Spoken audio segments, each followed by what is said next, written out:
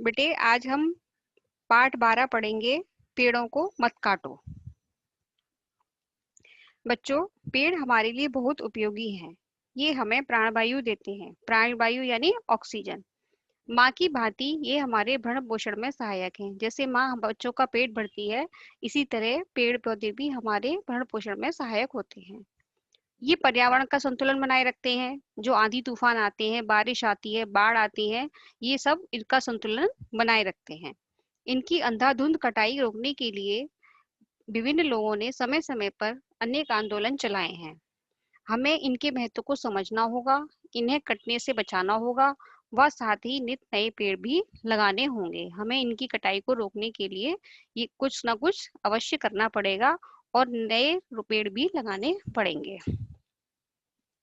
बच्चों, कुछ करने की इच्छा रखने वाले व्यक्ति के लिए इस दुनिया में कुछ भी असंभव नहीं है। यदि हमारे मन में कुछ करने की, कुछ सीखने की इच्छा होती है, तो ऐसा कोई भी काम नहीं है जो हम नहीं कर पाए। सुंदरलाल छठी कक्षा में पढ़ता था। उसे पेड़ लगाने का बहुत शौक था। छठी यानी 6 क्लास। वह एक पहाड़ी गांव में रहता था। आसपास के जंगल से पेड़ों के बीज उठा लाता, उनके पौधे तैयार करता और फिर उन पौधों को लगा देता। उसे पेड़ पौधे लगाने का बहुत शौक था। उन्हें पानी देता और फिर वे छोटे छोटे पौधे बड़े वृक्ष बन जाते। सुंदरलाल की जितनी रुचि पेड़ लगाने में थी, उतनी ही रुचि पढ़ाई में भी थी। वह रोज नियमित यानी रोजाना रूप से स्कूल जाता था। गुरुजी जो पाठ पढ़ाते उसे पूरी तरह से याद करता और परीक्षा में सदा प्रथम आता। पेड़ लगाते लगाते सुंदरलाल 20 वर्ष का हो गया। उसने हाई स्कूल की परीक्षा पास कर ली। उसे पेड़ पौधों से इतना लगाव हो गया कि वे सब उसे परिवार के लोगों के समान ही दिखने लगे। वो पेड़ पौधों को इतना प्यार करने लगा कि उसे छोटे भाई बहन की तरह लगने लगे पेड़ पौधे। उसने अपनी एक मित्र मंडली तैयार की और उनमें पेड़ पौधों के प्रति स्नेह भावना जागृत की। उनका कहना था कि ये पेड़ हमारे माता पिता के समान है। उसने अपने मित्रों को समझाया कि ये पेड़ पौधे जो है हमारे माता पिता के समान हैं।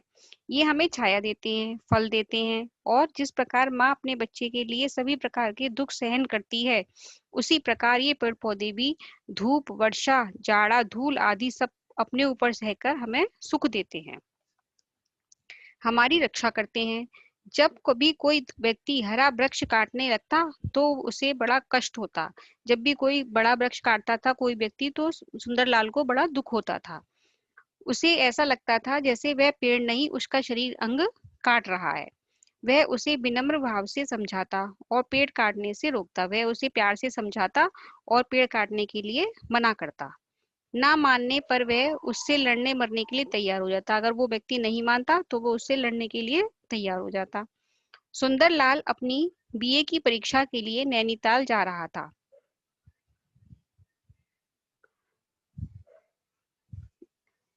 उसने रास्ते में कुछ लोगों को एक साथ बहुत से पेड़ काटते देखा। यह देखकर उसका मन व्याकुल हो गया। वो परेशान हो गया। वह बस से उतर पड़ा और पेड़ों को काट रहे लोगों को समझाने लगा। पर उसकी इस हैरानी का ठिकाना न रहा जब उसने सुना कि वे लोग कंपनी के नौकर हैं और कंपनी ने जंगल काटने का ठेका लिया है। यही कारण था कि वे पेड़ काटना बंद नहीं करते थे। उसने उन लोगों को बहुत रोका लेकिन वो नहीं माने। यह जानकर उसे दुख भी हुआ और आश्चर्य भी। उसने कभी सोचा भी नहीं था कि इस प्रकार इतने बड़े स्तर पर पेड़ों की कटाई भी हो सकती है, कि एक कंपनी भी इस चीज का ठेका ले सकती है। सुंदरलाल का कंपनी के उन मजदूरों पर कोई बस नहीं चला, पर उसे इसका भयंकर परिणाम दिखाई देने लगा। यदि यह इस प्रकार सभी पेड़ पौधे धीरे धीरे कट जाएंगे तो हरे भरे जंगल उजड़ जाएंगे और गांव में बसने वाले लोग अनाथ होकर रह जाएंगे। वो उसको ये ध्यान आने लगा, वो सोचने लगा कि अगर इसी तरह पेड़ कटते रहे तो जंगल उजड़ जाएगा और गांव में बसने वाले लोग अनाथ हो जाएंगे। सुंदरलाल अपने गांव लौटा तो उसका मन आत्मग्लानि से भरा हुआ था। आत्मग्लानि यानी अपने आप में दुखी होना। वह उस कंपनी के मजदूरों को वृक्ष काटने से रोक नहीं सका था। यही उसकी आत्मग्लानि का मुख्य कारण था। उसने अपनी मित्र मंडली की सभा बुलाई और उस सभा सभी लोगों को भी आमंत्रित किया। लोगों को पेड़ पौधों का महत्व समझाया और इस प्रकार लगातार पेड़ कटने के उत्पन्न होने वाले खतरे के बारे में बताते बताते उसकी आंखें छलक पड़ी। वह कहने लगा, मुझे ऐसा लग रहा है कि ये कुल्हाड़ियां मेरे माता पिता के सिर पर चल रही हैं। सुंदरलाल अब तक बीए उत्तीर्ण कर चुका था। अब वह भावुकता के अतिरिक्त पेड़ पौधों वनों के महत्व, वैज्ञानिक महत्व को भली प्रकार समझने लगा था। अब उसको वनों का महत्व समझ आ गया था। वह समझ गया था कि यदि पेड़ पौधे नष्ट हो गए तो पर्यावरण का संतुलन बिगड़ जाएगा। वृक्षों की अंधाधुंध कटाई से वर्षा नहीं हो पाएगी। वर्षा न होने से सूखे की स्थिति उत्पन्न हो जाएगी, जिससे अकाल की स्थिति बन जाएगी। बाहर से अनाज मंगवाने के लिए पेड़ों के पास धन कहाँ से आएगा? परिणाम यह होगा कि लोगों भूखे मरने लगेंगे। सुंदरलाल की वाणी में प्रभाव व मन में कल्याण की भावना थी। उसने ये सभी पक्ष लोगों के सामने रखे। उसकी बातों को सुनकर लोगों को लगा कि वह ठीक कह रहा है, उन्हें उसका साथ देना चाहिए। यही नहीं, सुंदरलाल ने अपने मित्रों के साथ आसपास की सभी गांवों में यात्राएं प्रारंभ की। उसने जाने आने सभी आसपास के गांवों में भ्रमण किया, लोगों को इकट्ठा किया, सभाओं का आयोजन किया और लोगों को वृक्षों के महत्व तथा उनके काटने के सिर पर मंडरा रहे खतरे के बारे में सचेत किया, उनको अलर्ट किया। उसने इनके बारे में सरकार को अनेक पत्र लिखे, तरु रक्षण व वृक्षारोपण संस्थान का गठन किया।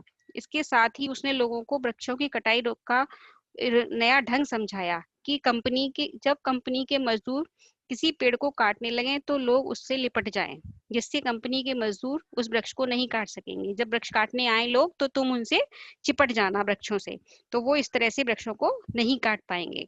सुंदरलाल के इस आंदोलन को चमत्कारी ढंग से लोकप्रियता यानी प्रसिद्धि मिली।